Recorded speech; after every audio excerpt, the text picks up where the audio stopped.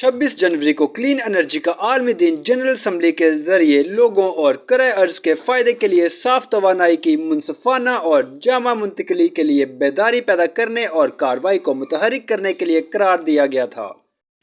26 जनवरी बैनुल अक़वामी काबिल तजदीद तवानाई agency arena की तासीस की तारीख भी है, एक आलमी बैनुल हुकूमती एजेंसी जो 2009 में ममालिक को इनकी तवानाई की मुंतकली में मदद देने, बैनुल अक़वामी ताउन के प्लेटफॉर्म के तौर पर काम करने और साफ तवानाई की टेक्नोलॉजी पर डाटा और तज्ज़िया फराहम करने के लिए कायम की गई थी।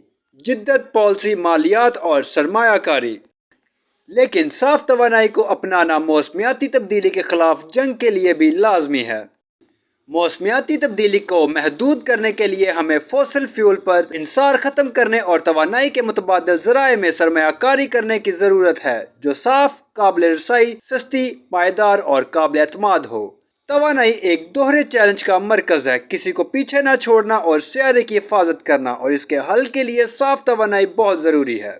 साफ तवानाई अखराज को कम करने में अहम किरदार अदा करती है और तवानाई के काबिल एतमाद ज़राए तक रसाई से महरूम कम्युनिटीज़ को भी फ़ायदा पहुंचा सकती है।